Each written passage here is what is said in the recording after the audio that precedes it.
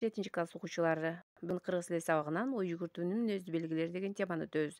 Сабагыбыздын максаты балдар окуучулар ой жүгүртүүнүн мүнөздүү белгилерин билип, ой жүгүртүүлөрүңөр артып өз алдынча ой жүгүртө аласыңар. Андан кийин акыл эмгек маданиятыңарды өнүктүрөсүңөр.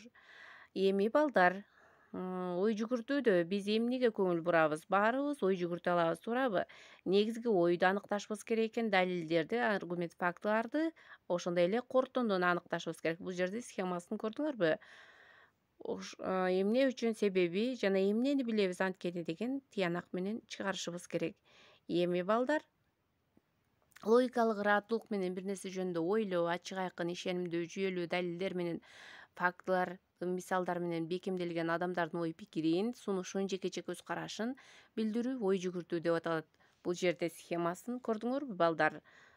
Эмне кылышыбыз керек? Текстте ушундай ой жүгүртүүнүн бөлүгүн аныкташыбыз керек. Эми балдар, баарыбыз ой жүгүртөбүз. Эмнелерди гана ойлобойбуз, туурабы балдар? Бул жерде токтоп калган ой жүгүртүү жана өнүгүп турган ой жүгүртүүнү көрсөттүм силерге. Токтоп калганда биз көйгөйлөрдөн коркот экенбиз, оңой эле багынып берет экенбиз, аракеттенүүдөн качат экенбиз.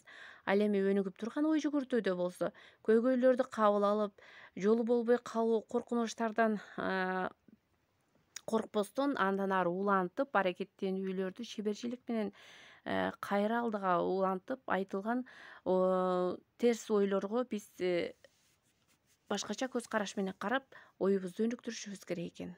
Эми балдар, азыр мен силерге мисал келтирейин. Мисалы, менин атам шофёр деген текстте бул жерде карагыла, шофёрлук кесип кандай гана көңүлдүү. Менин атам шофёр болуп иштейт, өз ишин абдан сүйөт. Атам жана анын көлүк машинасы кайда болбосун нарын жергесинде, Ош аймагында сапар тартып, жүктөрдү ташыйт. Ал машинада олтуруп өзүнчө эле рахат. Жер көрөсүн, эл тааныйсың, ошондой эле шофёр болуш үчүн ишке так сергек болуш керек. Шофёрлор чыдамдуу, кайраттуу адамдар. Мен чоңойгондо шофёр болом. Бул жерде корутунду чыгарылды, окуучунун дил баянынан силерге мисал келтирдим. Бул жерде аныктагылачы 3 бөлүктү. Биринчи, шофёрлук кесип кандай көңүлдүү. Бул жерде тезис биринчи. Андан кийин эмнеликтен дегенибиз, бул жерде менин атам шофёр болуп иштейт, өз кесибин сүйөт. Андан кийин далилдер, ошол жерде шофёр болуш үчүн ишке так сергек болуш керек. Далилдерди келтирип, андан кийин корутунду чыгарылып жатат. Түшүнүктүүбү балдар? Текст түзө алабызбы өз алдынча?